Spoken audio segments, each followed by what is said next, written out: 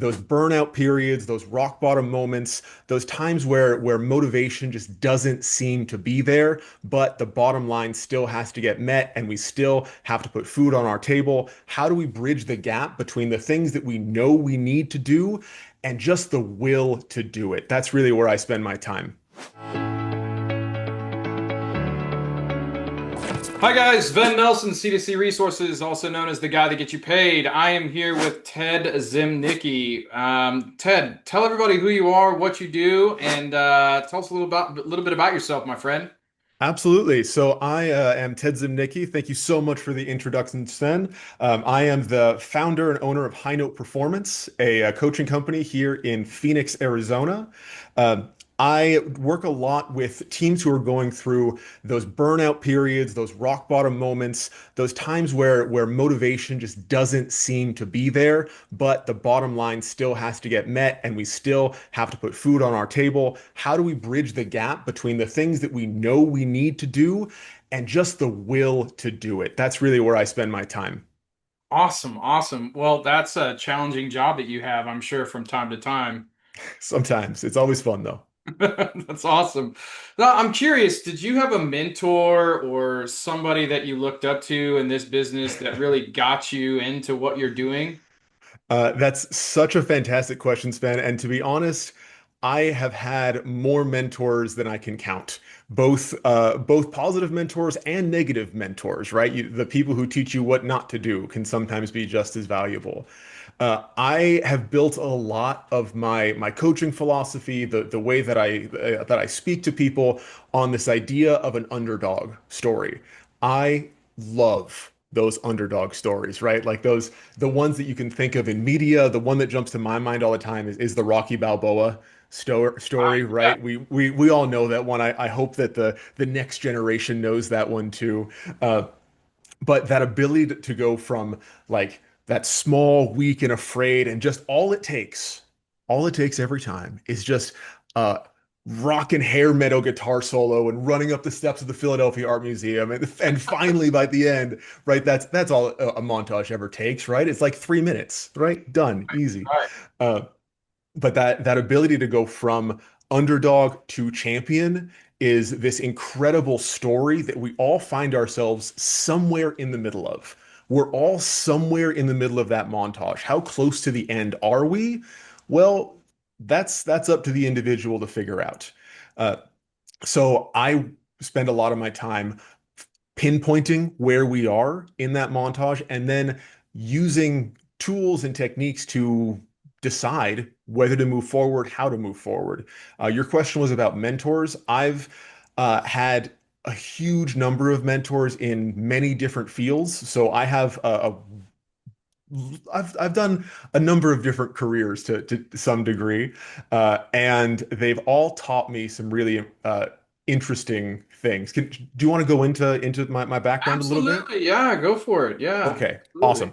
awesome. So the thing that most people wouldn't guess from looking at me is that I spent about 10 years as a professional opera singer.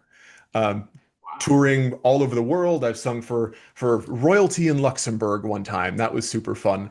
Uh, and I did that from the time I was 18 until I was just past 28, so a little more than 10 years. Uh, and it taught me a huge number of things. But right at the beginning of my sort of opera career, as I was getting into the business, I was in school, of course, for opera Mhm. performance. Sure. I went to this little school in upstate New York called Ithaca College.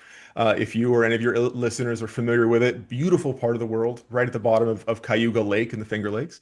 Uh, and I had the opportunity to sing in what's called a master class, right? The way master classes work in singing is you get up on stage and a visiting teacher, a visiting professor comes in and critiques you.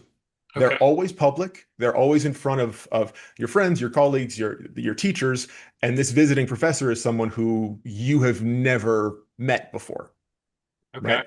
But they come in and they have all the authority, so they get to walk in, be like, you need to do this, this, and this, and then and then great, you get that feedback. I got up to sing. I'm a baby. I'm 19 years old at the Right. time. Right. Um, I get up where you are. I get up and I do my thing. And this teacher just sort of stops, walks up on stage with me, looks me dead in the eye, right down the barrel, and says, "You know, Ted, you sing just fine, but you'll never get hired being so fat." Oh, wow. Wow. Straight up. Like, oof. Wait a Like second. Now, some I of these still opera feel that. singers are like big people, man. I mean, some of the You're big opera singers are huge, right? Like, you're absolutely well, you would have been right 20 years ago. okay, okay. Uh, the piece that I didn't tell you is that when I was 19 years old, I was also somewhere north of 350 pounds. Wow. So I won't say that this person had any tact in Hmm. delivering that message, but in retrospect, I have to believe he wasn't completely wrong. So in opera, uh, in the past, like you think of the opera singers that come to mind, like Pavarotti, right? Right, Pavarotti, voice of a god, incredible performer. The right, man didn't have a sideways, right? He was a right, circle all the way right, right, around. right, right. But they started doing live broadcasts of the Metropolitan Opera, the largest opera in the world, to theaters all over the country, all over the world. It's a company Hmm. called Fathom Events. If you haven't been, I highly recommend it. They're fantastic. But they brought HD cameras into the opera house. Okay. Suddenly, to be a world-class opera singer, you suddenly have to be a movie star at the Oh, same wow. time. Okay. So It's there's not like a quite to look that that they're level. going for. Yeah, it's not quite to that level. Like you don't have to be super ripped and super jacked, but now the visual part of it is way more important than it ever has been. Wow. Wow. So that teacher, again, I don't know what the age rating is on this, but he was a real meanie in that Right. moment. Um, in retrospect, I have to look at it with, well, he kind of did me a service Uh-huh. because when I was that big, I don't want to speak for anybody else, but when I was that big, I knew I had a problem, Hmm. right? I knew I had a thing that I needed to do. It conceptually, losing weight is easy, right? Especially when you're 19 years old, right? Like Right. eat less, move more. That's the basic foundation. It doesn't always play out that way in adults. But for a 19-year-old who's generally healthy otherwise, like it's not a hard thing to do conceptually. Right. But what does it take to go from knowing what you need to do to doing it every single day? You can't Right. lose I've by the time it was all was said and done, I'd lost more than 130 pounds. Amazing. So thank you, I appreciate that. But you can't do that in a day, in a week, in a month. Right. Like it takes years of continual effort.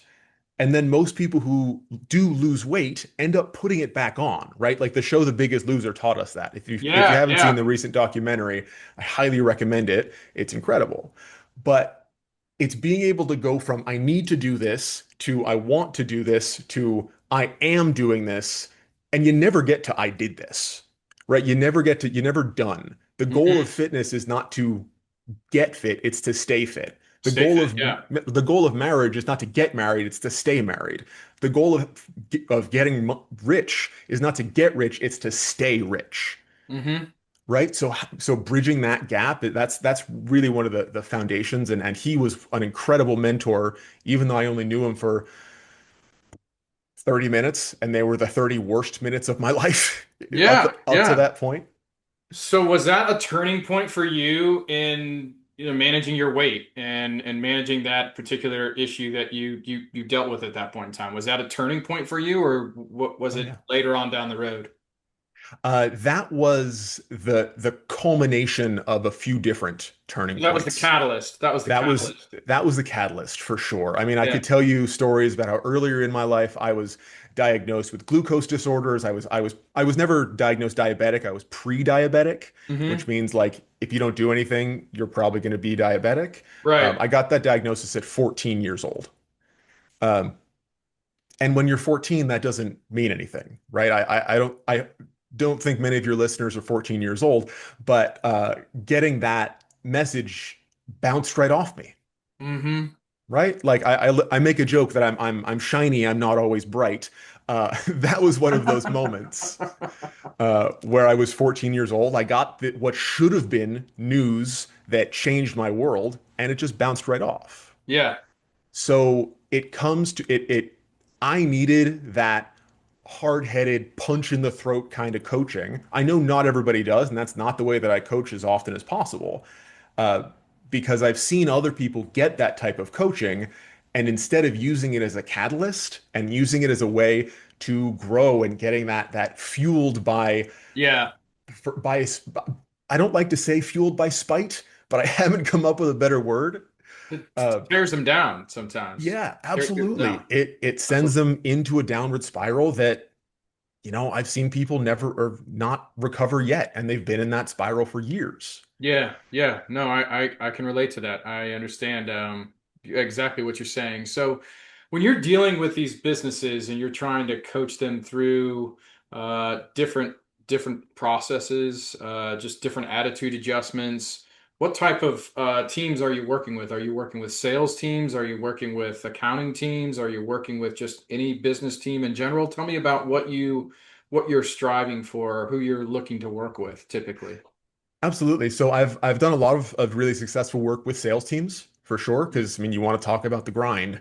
That's all that is, making 50, 80, 200 dials a day. And that Yep. grind can be tough for Absolutely. sure.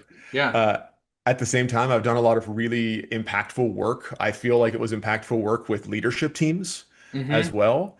The biggest mindset switch that we use, it's funny, is actually changing from a switch mentality to a dial mentality. It's not I'm doing it, I'm not doing it. It's how much am I doing it? And is it ever okay to be at a zero? Well, that depends on the thing and depends on the day, but it's unrealistic to expect yourself to be at a 10 100% of the time. So how do we make those choices? What are the frameworks that we use to decide where on that dial we need to be? Okay. So Okay. sales and leadership is where I spend most of my time. I got it. Okay. So what is one of your favorite client stories where you feel like you really had an impact and tell me about that? Yeah, for sure. So I'll tell you about a entrepreneur I was working with. He I'll take out the personal information, of course, uh, but he owns a landscaping company. Okay. And was really he had a lot going for him.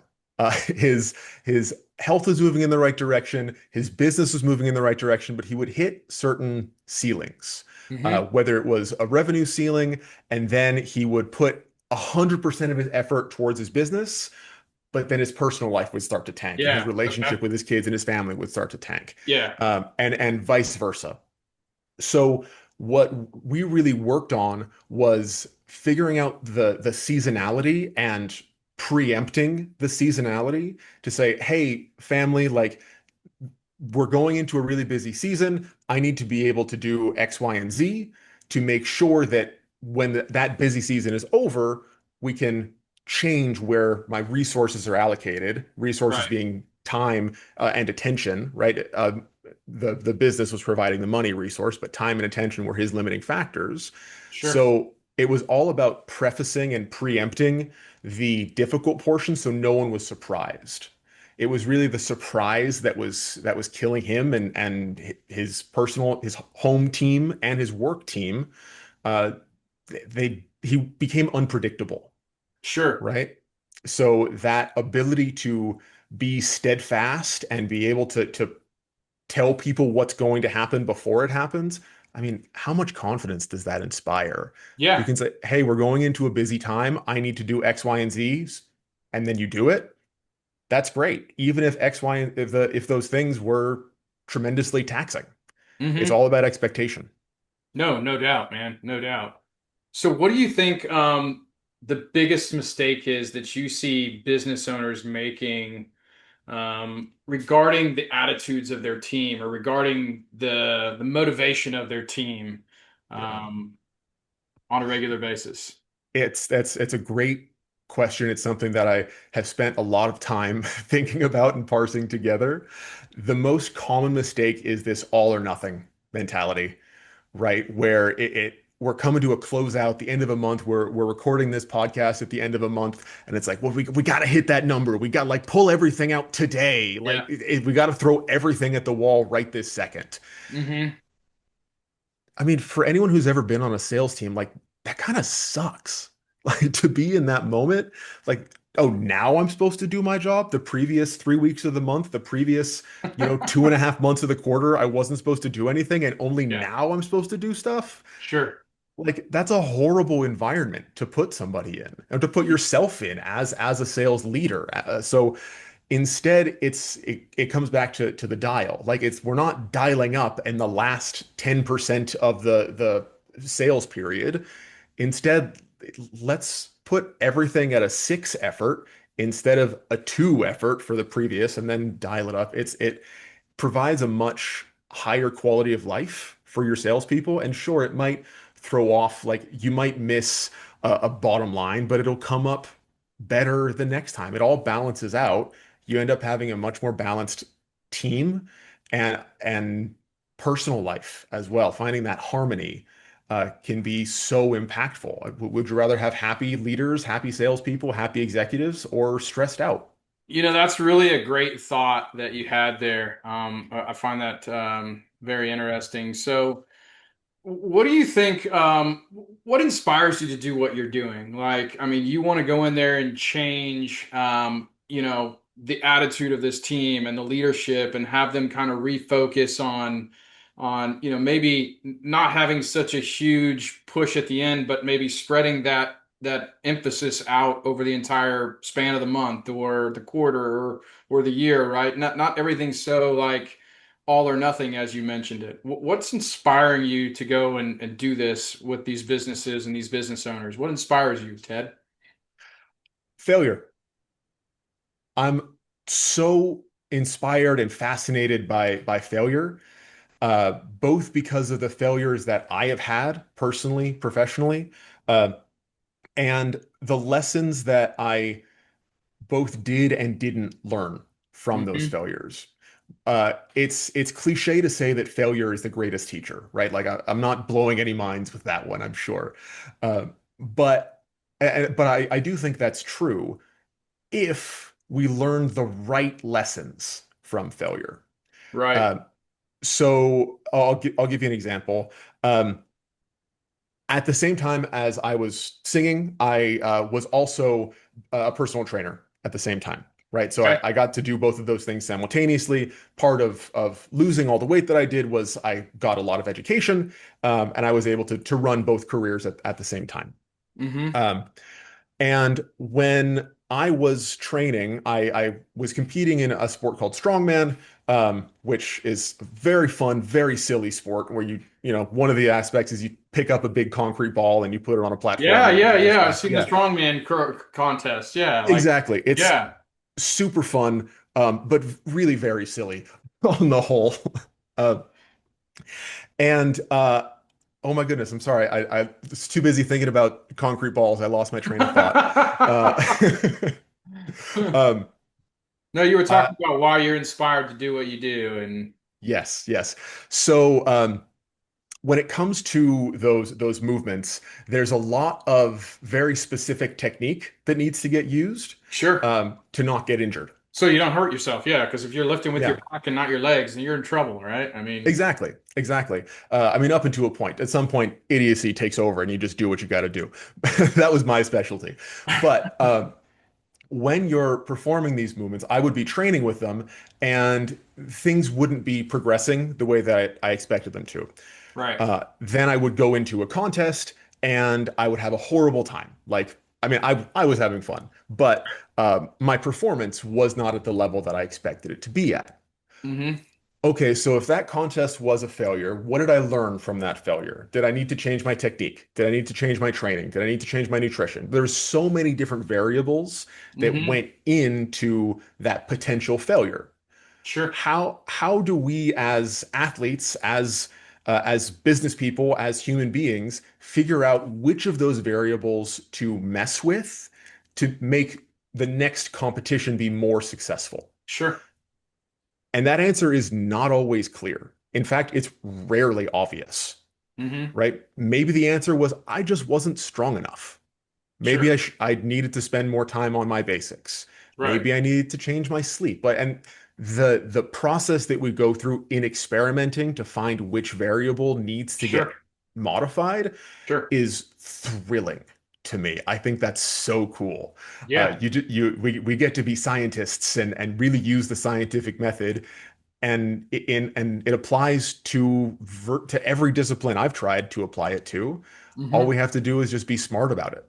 Yeah. Yeah. No, I agree. And it's so funny that you brought up failures because people hire me to do debt collection, right? And Mhm. when I get involved with them, either they've tried to collect it in-house or they've, worked with somebody else to help them with debt collection and they just can't figure out why they're not collecting the debt or why things aren't. So, I run through their failures with them, right? Like, let's look at this account that you didn't collect. Let's dissect it, right? Where was there a good credit policy that was followed? Did we make a good credit decision in the beginning? Did we Mm. extend credit in with knowledge and facts instead of feelings that the salespeople thought this was going to be a great client. So I too am a big believer in learning from our failures. So that's actually my next question for you is like, a lot of people talk about their success, and I too believe that we learn so much from our failures. What do you think is one of your biggest failures that you really learned something from? Um, well, I think I may have already told you the failure that I talk about the most frequently, which is allowing myself to become morbidly obese so young. Um, I learned a lot. Uh, oh, we're digging into the vault for this one, but this is a good story, I think. So when I was playing baseball, I played baseball for 7 or 8 years. This was up through high school, and I was always on a team that was competitive, but not the best, not Mm. number one. We would always Okay. make it into our playoffs, uh, but we would never quite get to the top. Sure. There was one year, it would turn out to be my final year playing ball, that we did make it to the championship game, right? They called it the World Series, even though it was just a local Sure. rec league. Right, right, Uh, right. and we were at bat. We were coming towards the end of the game. We were down by 2 runs. My friend Ryan is at bat, and there's 2 men on. So I'm on deck. Ryan's Hmm. at bat. I'm in the just off the side of the dugout, taking a few practice swings, like adjusting to this pitcher. I turn back to my dugout for just a moment to like check in with my coach. And in that moment, that's when I hear this massive crack sound. I turn around and Ryan has hit this long fly ball out towards deep left center field. It's Uh-huh. flying, and all of a sudden, I see the left fielder leap and come down with the ball. Oh man. Oh. And what I didn't know at the time is that would end up being the final out of the final inning of my baseball career. Hmm. So, in retrospect, I have a difficult time internalizing anything that I've survived as a real failure. Hmm. Short-term failure, absolutely. Sure. But we can recontextualize almost anything that's happened as long as we learn a valuable lesson from it. Right. Right. What can you learn from being on deck and missing the opportunity to win the game? Yeah. Potentially a lot of things. Uh, the first thing that jumps to mind is you learn that it's all a game, Yeah. right? It's a game. It's like, and does it really matter that I didn't get the first place trophy, that I have the second place trophy instead? Like, does anyone else remember that season besides me? I mean, maybe, but I'll never know. I can't read. Right. Ryan probably remembers that. I'm Oh almost yeah, sure I Ryan bet I remembers bet Ryan remembers that. that. He's like, man, Yeah. oh, I lost the game. He's like, like I needed 2 extra feet on that ball, and it would have been like. But So me and Ryan remember that, but it's but never does down to one play, it's right? never down to one. Like we. I think we as human beings put so much emphasis on a single moment, on a single person, on a single anything. And if we ask the right questions, it's never one thing. It's always a team. It's always a long series of events. Sure, And there's no determining the end when you're in the middle. no You doubt. can you can only look back and see the chain of events. So does any single event really deeply matter that much? Only if you assign value to it. Hmm. Like going back to that teacher who told me I was too fat to ever get hired, that could have broken me.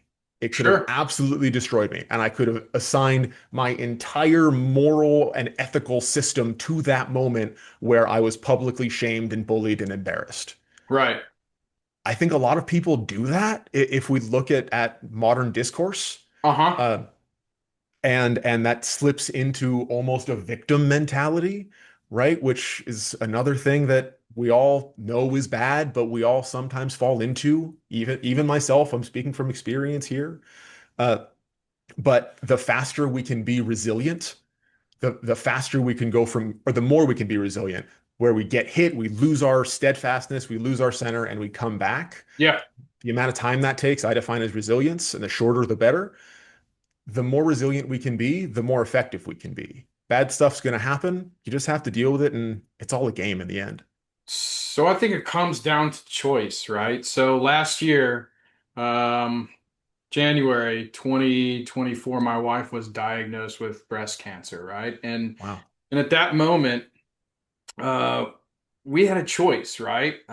We could give up in defeat and, just let things happen, or we could take charge and, change our diet and make sure that my wife got the best care and, take part in every possible treatment that we could, right? And she tested positive for the BRCA2 gene, right? Which was, made her body more susceptible to female hormonal reactive types of cancer. And so she was destined to get it essentially.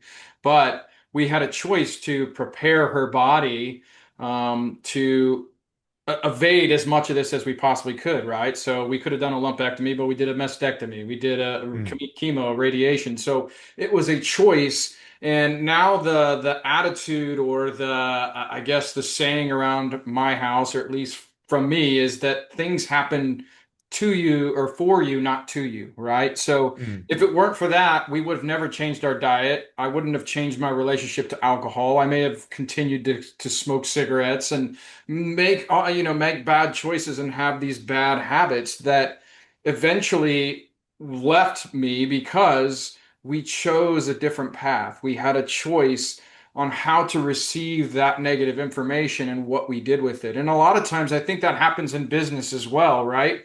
People get a bad, like they lose a contract with a client and they accept defeat, or maybe things just aren't happening for them the way they want to and they accept defeat. There's a choice that they make. And you chose at a very young age, being this larger child who was, probably bullied your whole entire life because of all the that. time. And you could have easily just gone off the stage, broken down, and just let it break you. But you didn't, right? You chose that moment, as we said earlier, to make it the catalyst that motivated you to make those healthy changes in your life and adapt to a different style of living and a different style of life. And that I think is something that most people don't choose, right? They choose the other way. They have the victim mentality, as you said. So I commend you for that, and especially recognize that at your young age and making those changes, and then devoting your life to helping people make those changes within their business and keeping things going, as you said, right? And I appreciate that. even when Thank the you. going gets tough, I think that's amazing. And I think that's a great story, man. And I think you're going to really resonate with a lot of the listeners out there who, sometimes they're overworked and they feel like they're just in this doldrum, period of their career or what have you. And maybe things aren't going their way, but it's a choice, right? You can choose a different path. You can make those changes. You can adjust your thought process and your lifestyle to have deeper meaning and make things different. You make different choices. And I think that's amazing. So that's really great. What do Thank you you. think the best advice you've ever received from someone was? I mean, you mentioned the one mentor, obviously, that, kind of was almost a negative mentor, but, ended up having a positive. What's some good advice you've ever received within the business world, that's been a catalyst or a driver for you? Yeah, I might just be going here because of everything you just said was ringing this in my head, but I think it's maybe not the number one best advice, but it's the best I can come up with off the top of my head. Hey, great. Uh, you can't choose what happens to you, but you can choose what you do about it. Sure, sure. You can choose how you react. Absolutely.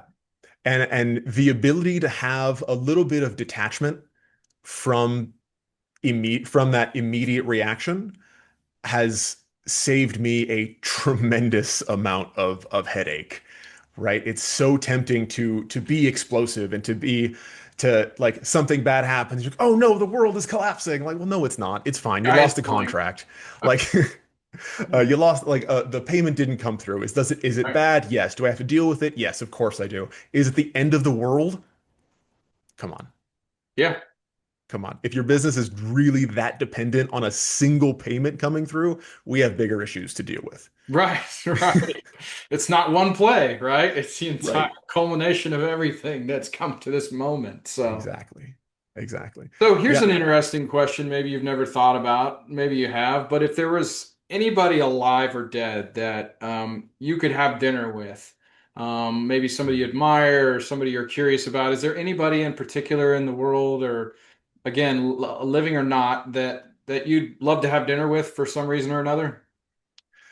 That is a great question, and I have not spent as much time thinking about this as maybe I should have. Um, I'm a big fan of having, mentors that you never meet, which, just heroes. Sure. Um, so the name that jumps to mind right away is Alex Hormozy. I think he's doing some incredible things. Yes. Um, funny story. I was in New York for a performance actually recently. I was just as a visitor, not performing. But I went and did a day pass at a local gym in New York, and Alex Hormozy was just there working out. So Wow. we took a picture. It was a fun time. Um, but I would love to sit down with Mark Twain.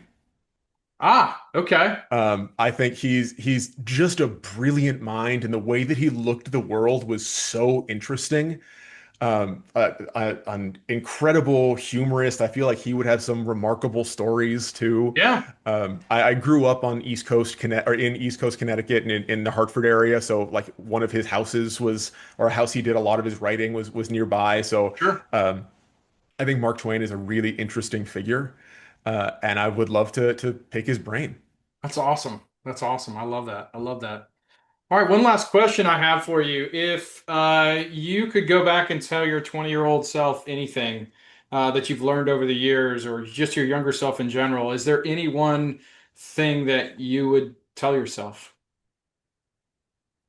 So at 20 years old, this was right at the beginning of this catalyzation of young Ted into adult Ted, right? Um, and in that moment, what I really needed to hear, this feels sappy even before I've said it, but what I really needed to hear from someone who I trusted and believed in was, it's all going to be okay. Yeah. It's going to work out. It's going to suck in the meantime, but it's all going to work out. I think that's great, man. And I think everybody should understand that it will always work out, right? I hope so. I hope Yeah. so.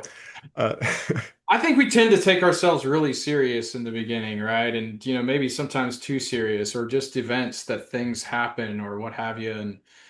And knowing that the end is gonna end up okay, right? Everything's gonna be all right. Like you'll have those stressful moments in your life where you just like maybe you just put an offer in on a new home or something, and you're like, oh man, I hope we get this house, and if we don't get this house, blah blah blah. But at the end of the day, you're gonna end up wherever you're supposed to be, right? And it is gonna be okay, no matter Mhm. what, right? I mean, in business and life it's going to all work itself out. And I think, you bringing that up is a great thing. And we probably do need to tell ourselves that from time to time. So that's great. That's It's awesome. going to be okay in the end, and if it's not okay, it's not the end.